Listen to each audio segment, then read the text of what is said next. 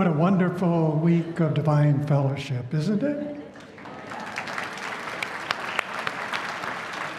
Where else could we enjoy this unity of hearts?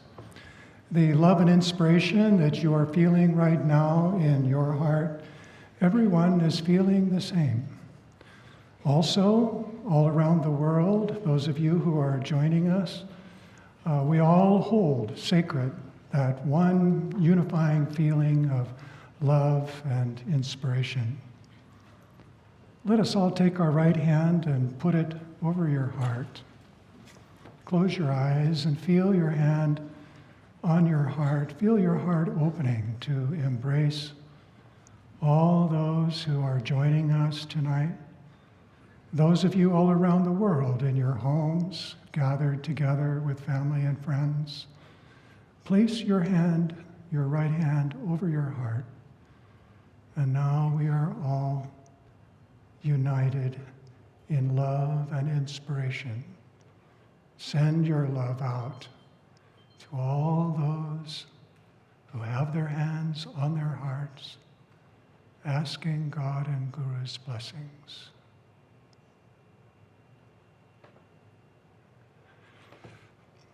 Let us have a short meditation together.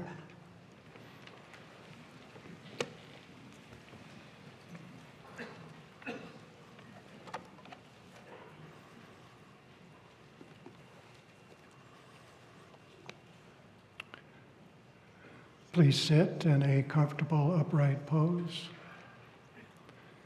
Close your eyes and lift your gaze. Center yourself at the point between your eyebrows.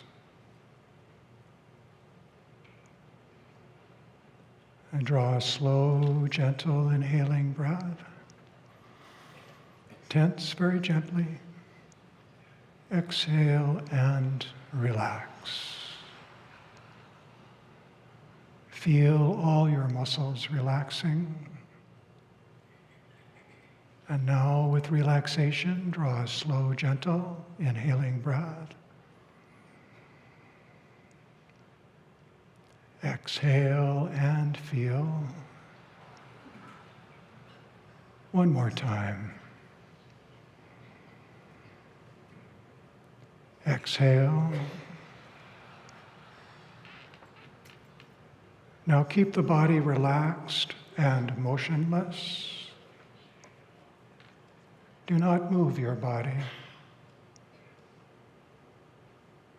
Feel all tension releasing.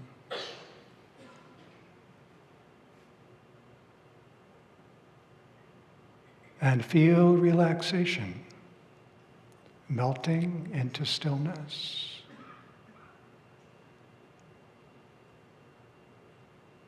Keep your attention on your body and feel your body relaxing into stillness.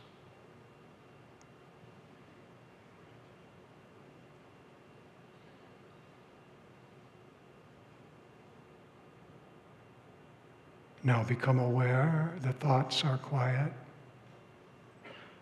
Your emotions are at rest.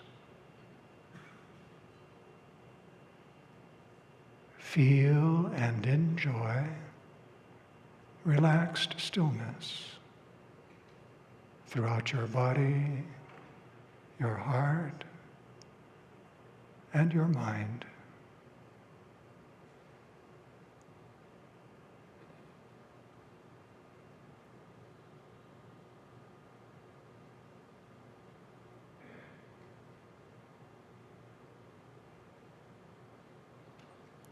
Keep the mind free of all background thoughts. Deeply feel stillness and peace.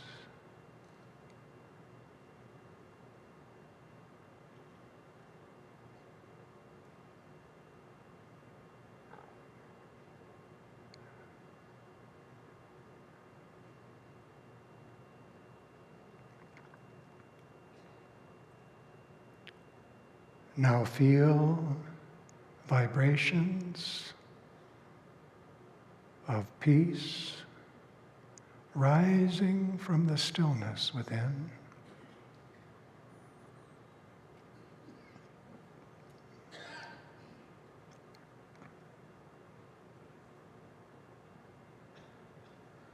No background thoughts, simply feel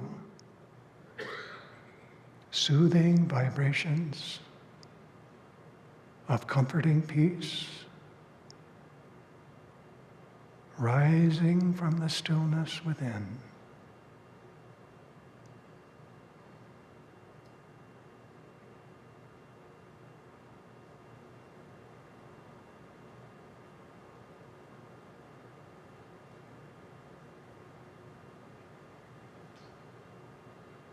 Concentrate on feeling these vibrations.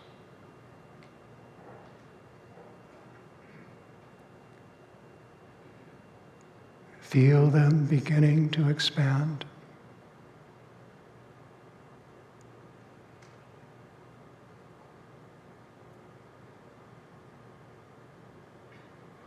Feel these vibrations filling your body and flowing into your heart and mind.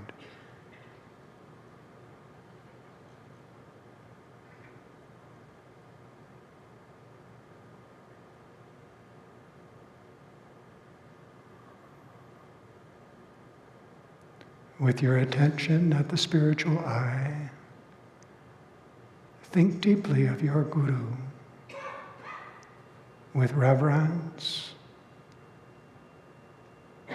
Hold your thoughts steady on the thought of your beloved Guru.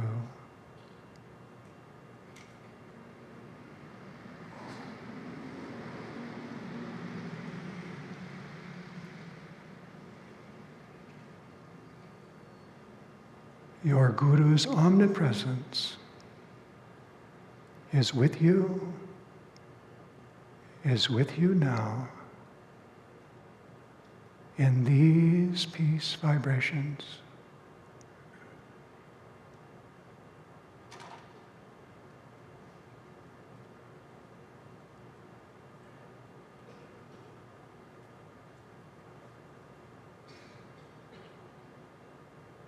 Hold your heart and mind steady, feeling deeply your Guru's presence vibrating within you.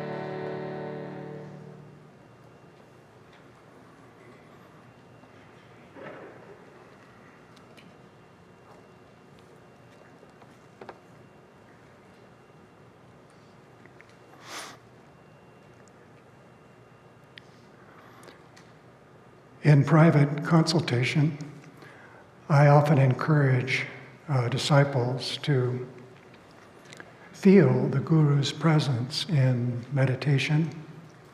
And the common response is I really want to feel this, brother, but I need to meditate more deeply. And I always advise, I say, yes, that's true, but your guru is with you now. Within the stillness of meditation, there is a soothing vibration. It's already there. Feel it and concentrate on it. That vibration will increase, and your guru's presence will become manifest.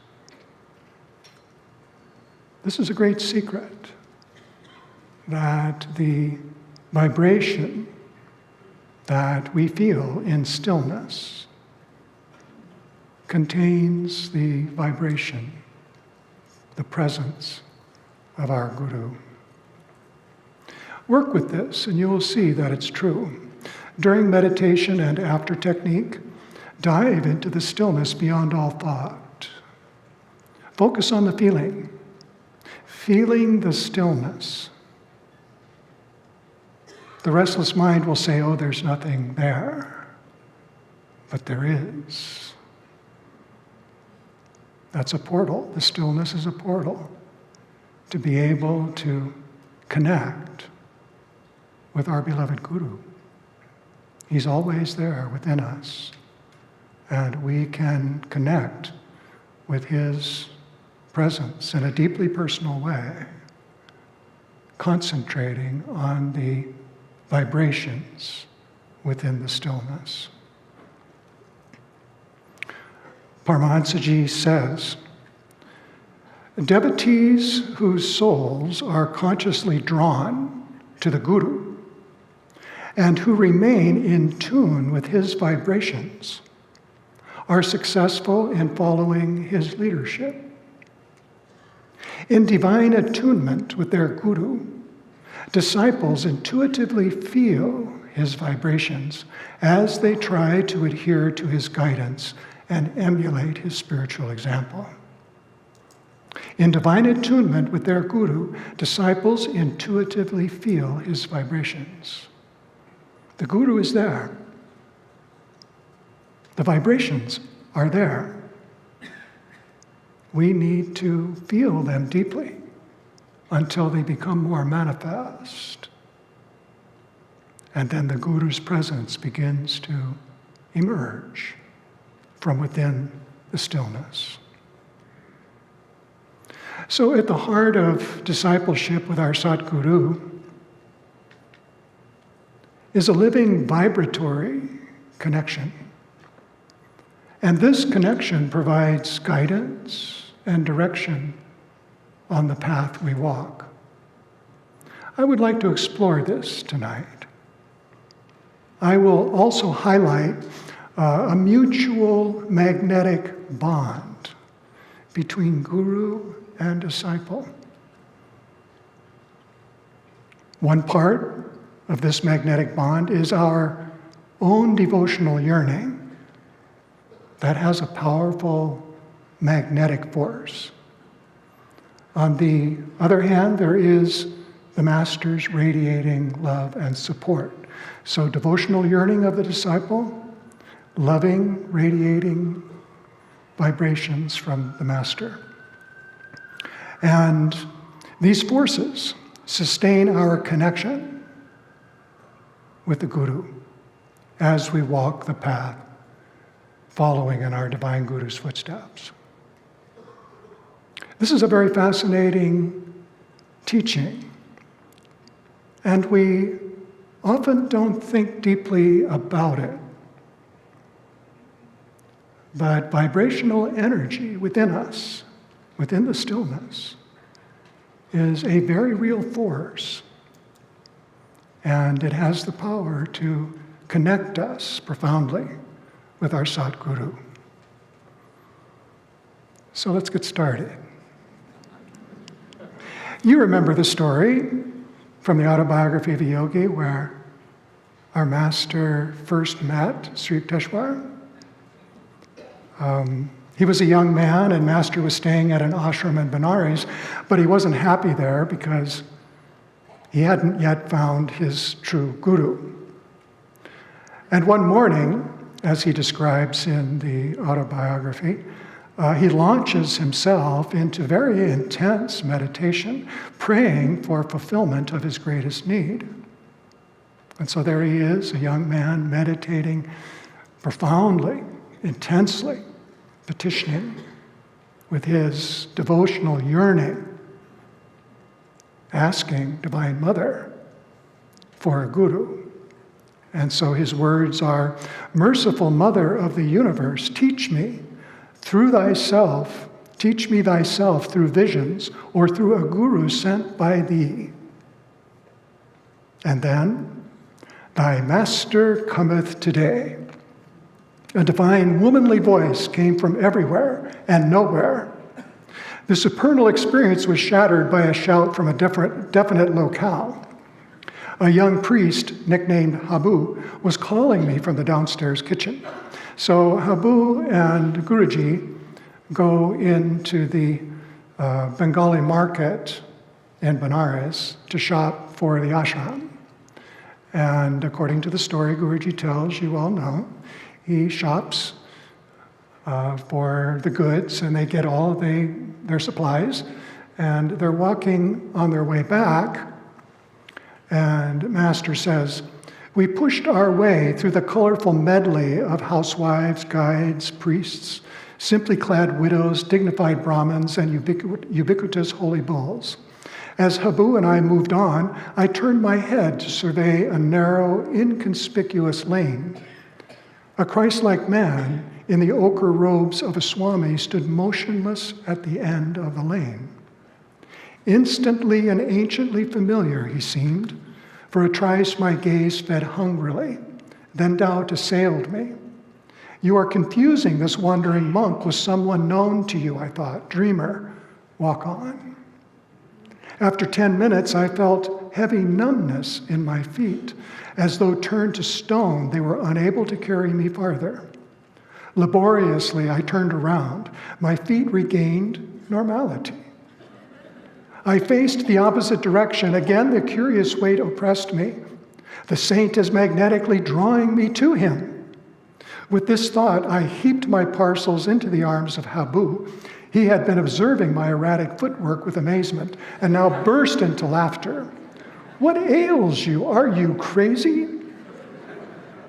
My tumultuous emotion prevented any retort. I sped silently away.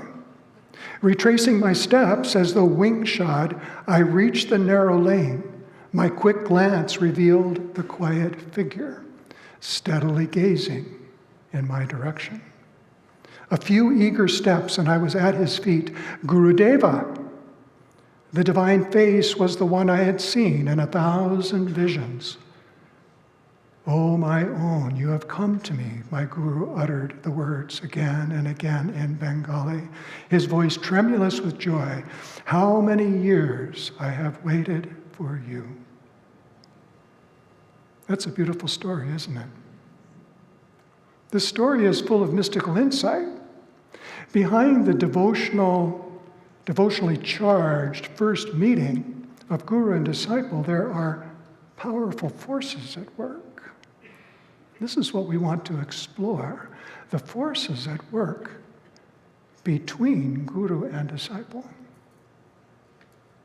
Master later says, the true disciple, finding a true guru, becomes magnetically attracted to him and recognizes him as the one sent by God.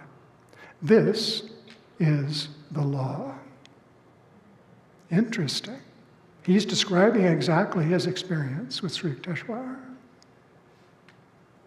This magnetic force, it's within the disciple, it's within the guru, and it draws us together. Do you remember as a child, did you play with magnets? I think we all did, maybe. And so you have two magnets, and maybe you put them on a table, and they're, fairly far apart, and you start bringing them together. And at some point before they touch, you feel the force, right? You feel the force, and you hold them apart, but you can feel the force pulling together, and then you bring them closer, and you have to really make effort to hold them apart. And then finally, the two magnets, the polarized magnets, they've been charged. They come together. The foundation of the guru-disciple relationship is magnetic. Same force. Much more subtle, but same force, same laws. And between guru and disciple, there is a mutual charge. I think many of us felt this. I know I did. You don't know how to explain it, but there's something mysterious there that you feel, and it's energetic, and you know this is meant for you. You are part of that energy. The guru is part of that energy. You may not understand or even comprehend, and yet you can feel it. This is the magnetism that exists between the God-ordained guru and the disciple. And so in our story, Guruji's morning meditation, and this is very interesting, he's priming his magnet. He's making a soul call to Divine Mother. Send me a guru, or teach me thyself. And it's a soul call, petitioning for a guru, and he's priming the magnet of his yearning, of his heart. And then, thy master cometh today. Now, we have to use our imagination, but what was Sri Yukteswar experiencing? Maybe he was meditating, and he heard that same voice, thy disciple cometh today. Master doesn't tell the story, but something was going on Sri Yukteswar's side. You know, go to this lane, stand here, power up. Your disciple is almost within range. Beep, beep, beep, beep, beep. I mean, there's something mysterious going on and very powerful, isn't it? And so, our guru, he activated his heart magnet with his soul call. God responded. The guru was directed. The guru has his magnetic power and forcefully draws the disciple. And then both heart magnets are active, fully charged. Gurudeva, my own, you have come to me. The magnets come together. Isn't this kind of amazing? It's wonderful to consider what's going on here. Both charges are required to unite in order to create this magnetic bond. There is the disciple's yearning, your yearning for freedom, for truth, for someone to teach you or for a teaching. You might not even know you're seeking a guru, but your aspiration and your yearning is charging up. You're making a soul call, whether you know it or not. And the response comes directly from the Master. So there is a dynamic sharing of God's universal force. He says in a favorite prayer of ours, divine love is a magnet that attracts to me all blessedness. So we have this power to attract a guru, to attract divine experience.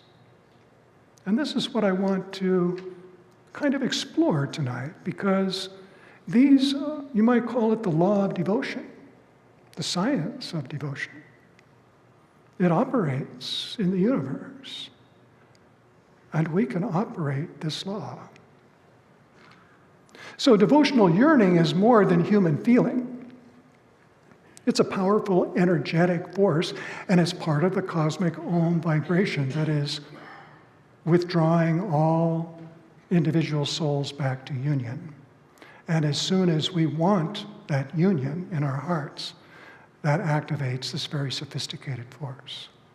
So once the guru-disciple connection is established, this magnetic bond does not dissipate, it continues. And that very first magnetic force that you experienced when you connected deeply your heart with the Guru, and you know that Paramahansa Yogananda was your Guru, you have that again and again. It comes back in different ways, but it's a magnetic charge, and it holds you on the path. So once the guru-disciple connection is established, the bond does not dissipate. It continues.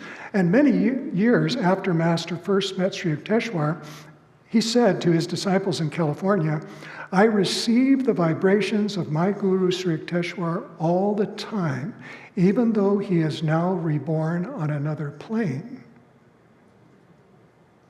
When he was still living in India, I used to feel his vibration." This is something that we can feel. The omnipresent Guru vibrating. And it's his presence. So this is a sustained vibratory presence. And there is no limitation of distance or dimension. And this is also the declaration of our beloved first generation disciples.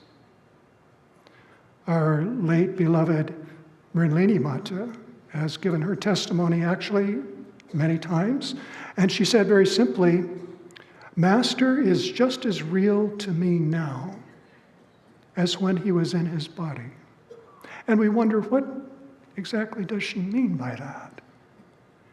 She's talking about this vibratory presence.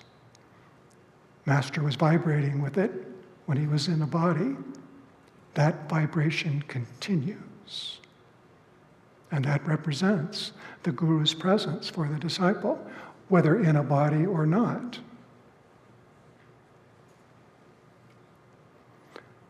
For over a decade, I shared an office with Brother Anandamoy, our beloved first generation monk disciple. And we had a private office, and I had a desk on one side of the office, and then there was a divider, a sound insulated divider, and then Brother Anandamoy was on the other side. And while I was working, I could hear him talking on the phone, I could hear him working with papers and so forth. And every now and then everything would be quiet. And so one day I sort of wondered, what's going on over there? And so I kind of stood up and I peeked around and looked at him. And he was sitting at his desk, perfectly still, and in front of him was a picture of the Guru. And I felt a charge, a vibrational charge. I had to sit down in his guest chair. And I just quietly sat there and meditated. And it must have been about 15 minutes. He didn't move. And that charge was strong. And finally, I heard him move, and I opened my eyes, and I asked him, I said, "Brother G, what are you doing?" And you know what he said? "I'm just spending time with Master." Powerful time with Master. He was quietly drawing omnipresence into intimate presence. In his voice, I sensed that there was a longing to be with the Guru. And he expressed that on occasion. But he was connected. And he could tune in. Like Master said in the earlier quote, the disciple who tunes in with the Guru's vibration is able to follow that direction and guidance.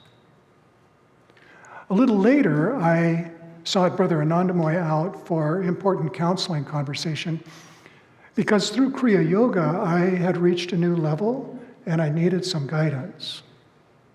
And so I asked him, I said, "Brother G, What exactly is this strong vibration I'm feeling after Kriya Yoga? You know what he said? He said, this vibration is the presence of your Guru. And then concentrate upon it with reverence, and your intuitive recognition will awaken. Isn't that good? This is profound mystical advice. This vibration, after pranayam, Kriya pranayam, is the presence of your Guru. Concentrate upon it with reverence, and your intuitive recognition will awaken. And so we want to cultivate this awareness of the vibratory presence within us. And out of the stillness, Master says, also intuitive recognition comes. We need to recognize the Guru's vibration with our intuition. It doesn't come from the mind. So devotional yearning is a magnetic force with cosmic potential. Your prayer can be more than emotional petition. A real soul call primes your magnet. Isn't this a cool concept? It's something that we can reflect on and that we can cultivate. And our magnet, when it's primed with yearning, draws the Guru from omnipresence into intimate presence. So your yearning has the power of manifestation. You know, once we tune into this teaching, we begin to see the Guru's references everywhere. After his experience in cosmic consciousness, he said this: the divine experience comes with a natural inevitability to the sincere devotee. His intense craving begins to pull at God with an irresistible force. The Lord, as the cosmic vision, is drawn by that magnetic ardor into the seeker's range of consciousness.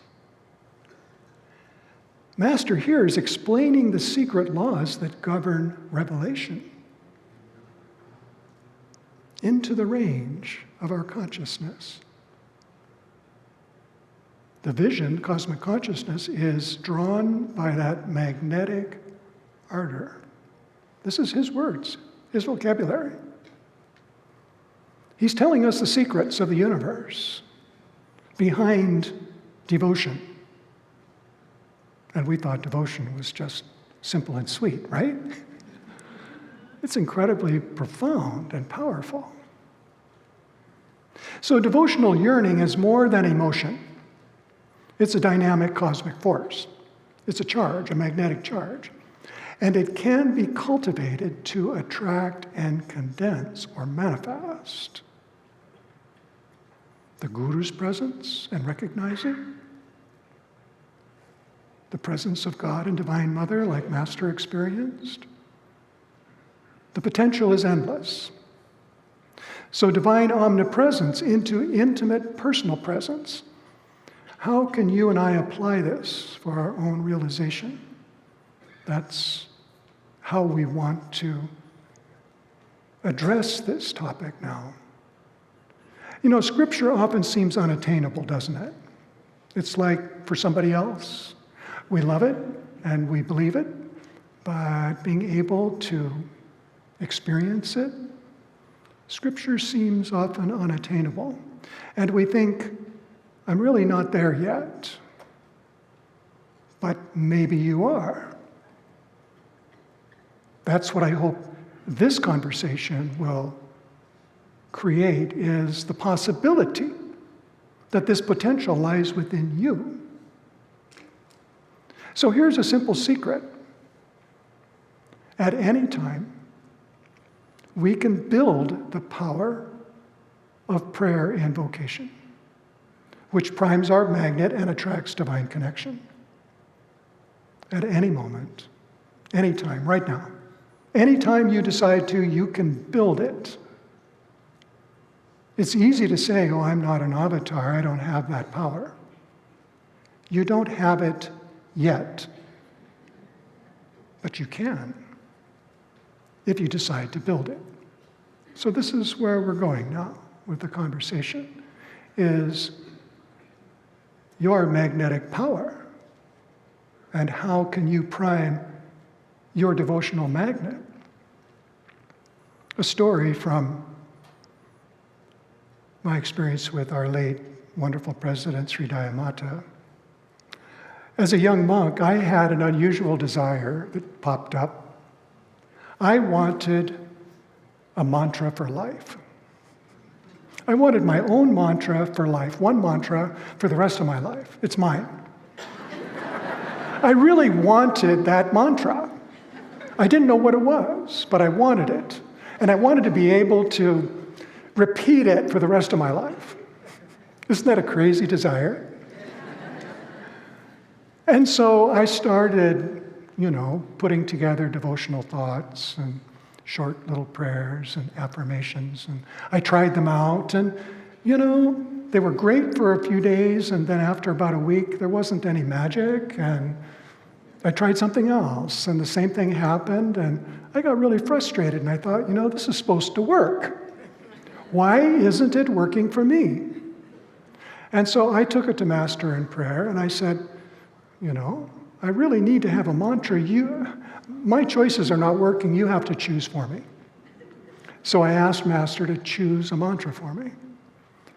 And a couple weeks later, Dayamata held a satsang in the main hall for monastics. She was sitting on the dais in her upholstered chair and looking beautiful, and had a gorgeous devotional prayer, I remember. I was sitting about 4 rows back and had a direct line of sight. And then she started giving a satsang. And at one point, I can't say when, we became alone in the room. It just happened. Everyone sort of melted away, and it was just Dayama and myself.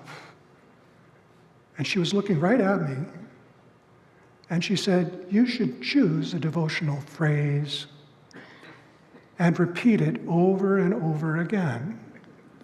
Om Guru, Om Guru, Om Guru. And I realized I was getting my mantra. And then everybody kind of came back, and she was going on with her satsang, but all I could think of was Om Guru. I had been given my mantra. So right after the satsang, I started in on it, and I was repeating Om Guru, Om Guru. And I thought, this is my mantra for the rest of my life. And I went on, and I was repeating it, Om Guru, for a couple, 2 or 3 days. The magic wasn't there. I said, this is the mantra I was praying for, and it was gifted to me. It's my assigned mantra, personal mantra. It's not working. And I went back to meditation. I said, Master, what is going on? And you know what happened? He said, Dayama not only gave you the mantra, she taught you how to make the invocation. Om Guru, Om Guru. I needed to put more intensity into my invocation. And as I started to do that, the magic happened. The magic of the affirmation, the magic of the ardor, the magic of the soul yearning. It's in the invocation. How we make the invocation.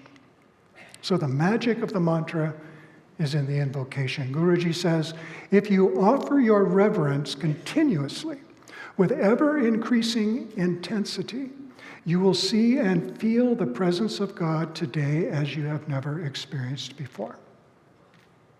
Now, the key phrase here I'd like to highlight, ever-increasing intensity. We start out with the mantra, and it's very casual. Om Guru, Om Guru, Om Guru, Om Guru. We look for a melody that we can sing with it. Om Guru, Om. The magic isn't there yet. But if we add a little bit more intensity and we increase in stages, we can build the magnet with the invocation. So you can begin right where you are now, applying what you know and what you have now. You do not need more than that. No excuses. Start with a prayerful petition. Increase it to prayerful repetition. Then continue the invocation with ever-increasing intensity. You build it in stages. You're not capable of it first. But your divine yearning creates the intensity. You have the potential. We have to exercise that potential. So now here's the magic. As you continue to increase intensity with repetition, the invocation begins to produce a vibratory effect. You practice and you'll see. It produces a charge. Your mantra, your affirmation, your petition, your prayer. An invocation made with increasing intensity produces a charge. Your body and your whole being feels this charge. This is the magnet. You're building your magnet that has power to manifest. And as you continue to meditate, deeply feeling the vibration of your energized yearning, your magnetic power is increasing. But the intensity needs to increase. But little by little is sufficient. You can feel it building. You're focusing on the invocation, and yet you're also feeling the magnetic energy growing and expanding. And now Brother Anandamoy's counsel takes effect. If we concentrate with reverence on this vibratory force that's charged by our devotional yearning, intuitive recognition awakens. And you realize, Gurudeva, my own, you have come to me. Isn't this beautiful? This is yours. This is yours. The question is not, are you worthy? The question is, are you ready? You're a disciple. You felt the charge.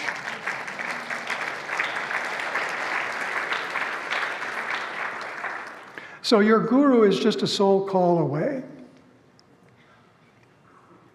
And you can increase the power of your magnetic ardor to draw omnipresence into intimate presence.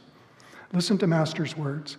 One moment of sincere soul call will arouse God, and his response will surely come if you will continue to call to him. With your heart's sincerity, give him a soul call, a magnet call, a heart-rending call of deepest longing, and you shall receive his mercy. Isn't this beautiful? This is something that we can practice. It's something that we don't think we have yet. But as long as we think that, it won't come. We have to accept the potential and have faith and know that we can build it gradually. We can work with it. And you know what? It's my testimony. When you really step into this, it comes quickly. You can feel the charge.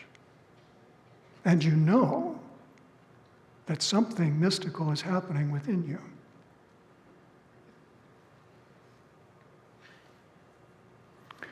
So shall we practice just a little bit? Just to fire the rockets, you know.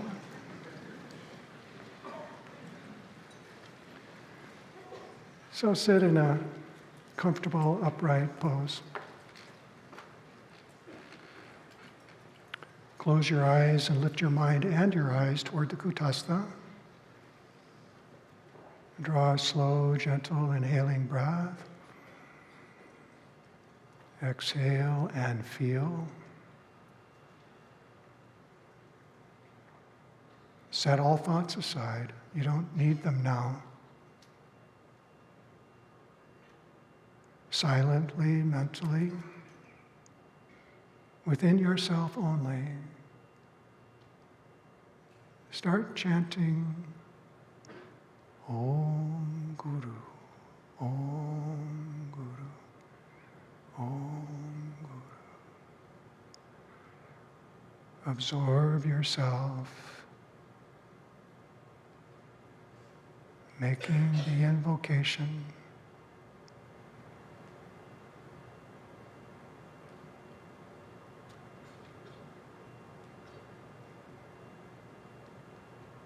Feel yourself pronouncing the invocation. Om Guru, Om Guru.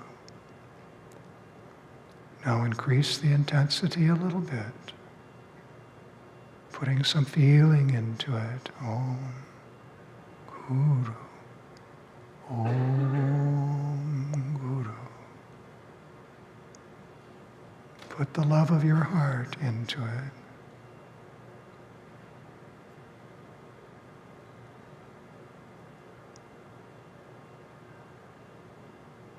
Increase the intensity. Keep the body relaxed. The power of your heart and will united.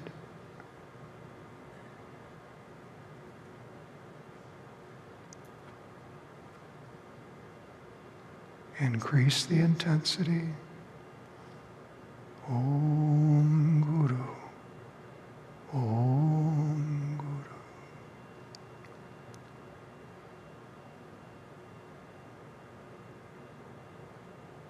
Now make it a call directly to the Master.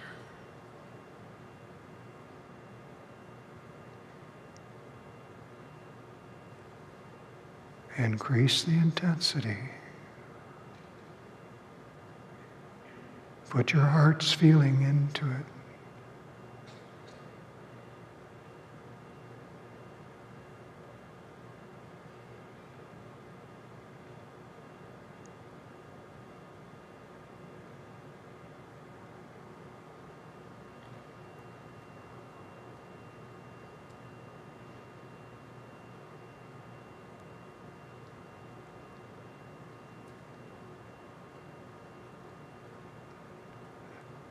Continue the chant and feel the vibration.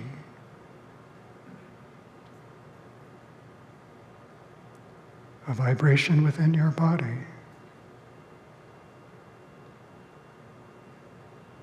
Within your whole being.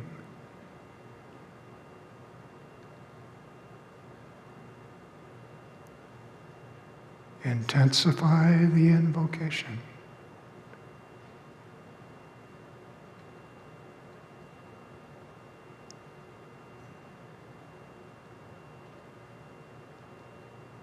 You are making a soul call directly to the Guru.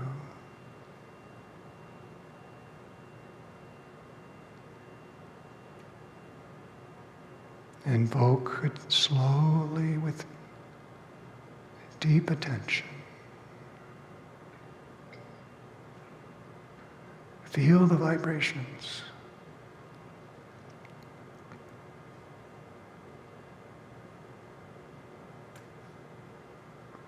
Your whole body is vibrating.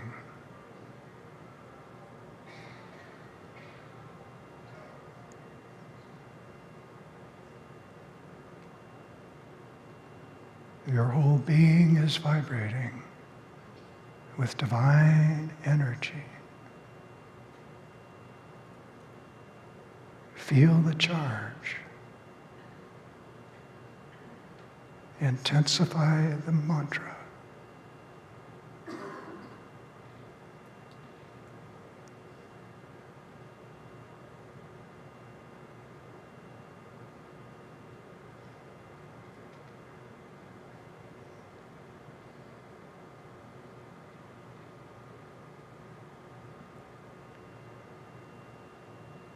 Now stop the mantra and feel the energy.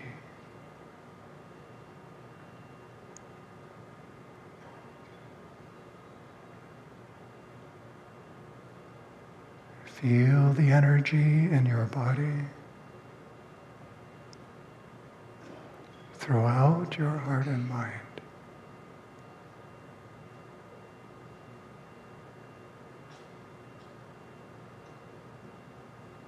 Concentrate deeply at the Kutastha.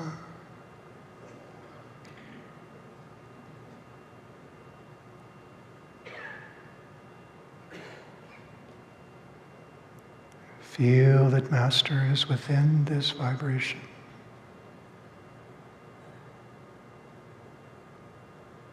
He is with you now.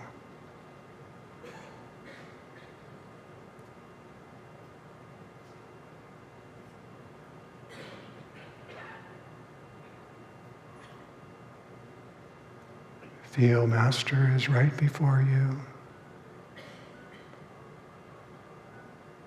Bow mentally and touch his feet.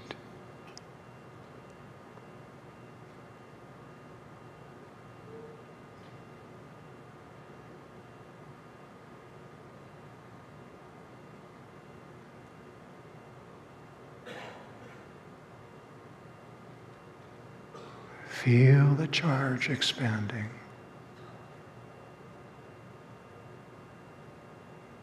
This is the beginning of your magnetic soul call.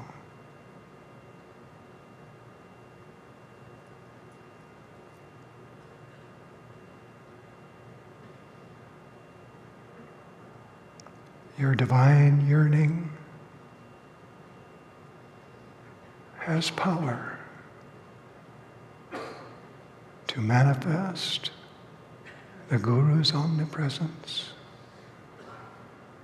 into personal presence within your heart.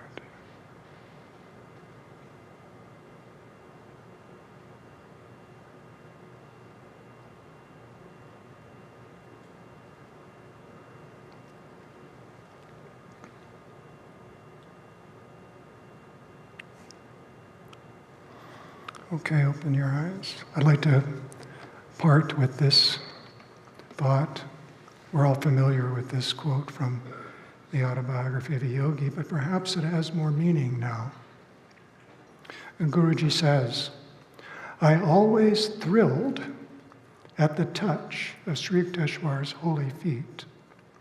A disciple is spiritually magnetized by reverent contact with the master. A subtle current is generated. My whole body responded with a liberating glow whenever I knelt in the Indian fashion before my Guru. And this ancient Indian custom may actually be the ultimate mudra, a disciple's Kutastha touching the Guru's feet.